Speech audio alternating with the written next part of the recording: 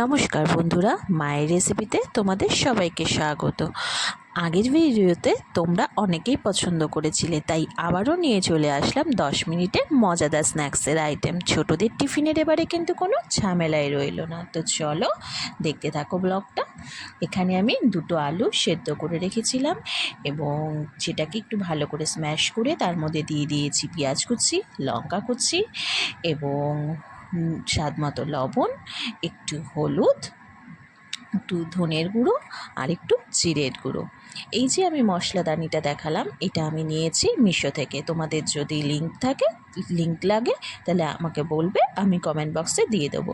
তো এখানে আমি অল্প 1 চা চামচের মতো নিয়েছি কাশ্মীরি মির্চ। এখানে কিন্তু কোনো আমি শুকনো লঙ্কা অ্যাড করিনি। তো এটাকে আমি ভালো করে আগে স্ম্যাশ করে নেব, ভালো করে একটু আঠা আঠাভাবে মেখে নেব।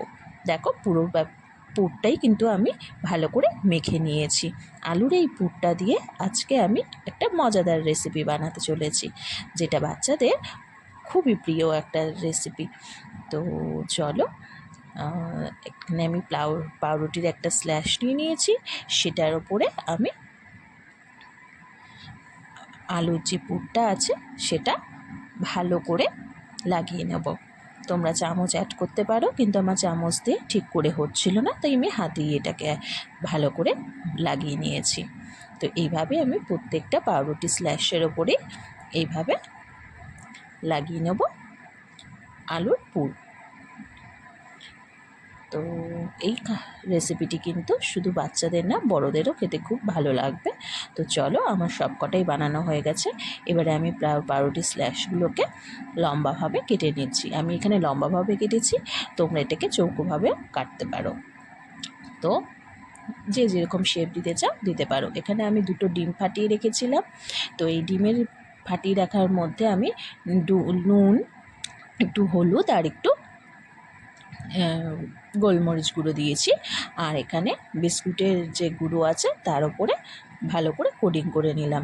তো আমি এই কোডিংটা কিন্তু একবারই করেছি, তোমরা চাইলে দুবার করতে পারো যদি তোমরা কোডিংটা মোটা করতে চাও। তো আমি কিন্তু এখানে একবারই কোডিং করেছি। দেখো, আমার সব কটা পাউরুটি স্ল্যাশ রেডি করা হয়ে গেছে। এবার আমি কড়াইয়ে তেল গরম করতে দিলাম। কড়াইয়ে ভালো করে তেল গরম হয়ে যাওয়ার পরেই কিন্তু আমি একটা একটা করে পাউরুটি স্ল্যাশ দিতে থাকবো।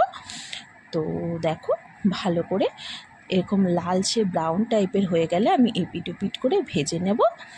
আর ভালো করে লাল ব্রাউন হলেই কিন্তু তোমার এই স্ন্যাক্সটা রেডি হয়ে গেছে। তো চলো ঝটপট এই স্ন্যাক্সটা আমরা সার্ভ করে দিই। দেখি আজকের রেসিপিটা কাদের কাদের ভালো লাগলো জানাতে কিন্তু ভুলো না। তো তোমাদের যদি ভালো লেগে থাকে তো তোমরা কিন্তু অবশ্যই কমেন্ট বক্সে জানিও। তো চলো, দেখা হচ্ছে আবার নেক্সট ভিডিওতে। ততক্ষণের জন্য টাটা, বাই বাই।